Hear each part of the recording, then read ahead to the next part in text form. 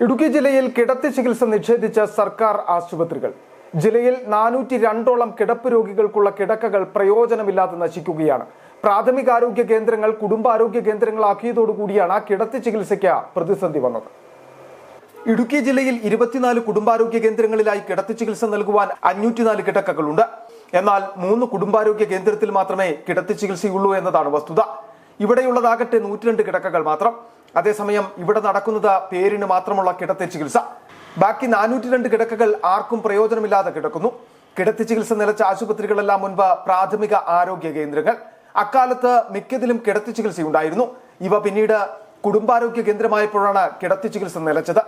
ദേവികുളം, കാമാക്ഷി, വാഴത്തോപ്പ്, ഉടുമ്പൻചോല കുടുംബാരോഗ്യ കേന്ദ്രങ്ങളിൽ 10 വീതവും, കരുണാപുരം, വാത്തുക്കുടി, കോടിക്കുളം, കുമാരമംഗലം, അയ്യപ്പൻകോവിൽ, കൊക്കയാർ, ഇളന്തേശം, കാഞ്ചിയാർ, കഞ്ഞിക്കുഴി, രാജകുമാരി തുടങ്ങിയ കുടുംബാരോഗ്യ കേന്ദ്രങ്ങളിൽ 24 വീതവും കിടക്കകളും, മുട്ടത്ത് 16ഉം, പുറപ്പുഴ 8ഉം, പെരുവന്താനത്ത് 4ഉം, രാജാക്കാട്ടിൽ 16ഉം, ചിത്തരപുരത്ത് 34ഉം, വണ്ടൻമേടിൽ 44ഉം, ഉപ്പുതറയിൽ 30ഉം എന്നിങ്ങനെയാണ് കുടുംബാരോഗ്യ കേന്ദ്രങ്ങളിൽ കിടത്തി ചികിത്സയ്ക്കുള്ള കിടക്കകളുള്ളത്.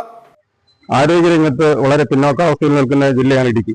ഇവിടെയുള്ള നിരവധി പ്രാഥമിക ആരോഗ്യ കേന്ദ്രങ്ങളിൽ ഈ കിടത്തി ചികിത്സ നിഷേധിച്ച ഒരു സാഹചര്യമാണ് ഇപ്പോൾ നിലവിലുള്ളത്. അതായത് ഈ വൻകിട സ്വകാര്യ ആശുപത്രികളെ സഹായിക്കാനാണ് ഇത്തരത്തിലുള്ള കാര്യങ്ങൾ ചെയ്തിരിക്കുന്നതെന്നാണ് പൊതുജനം മനസ്സിലാക്കുന്നത്.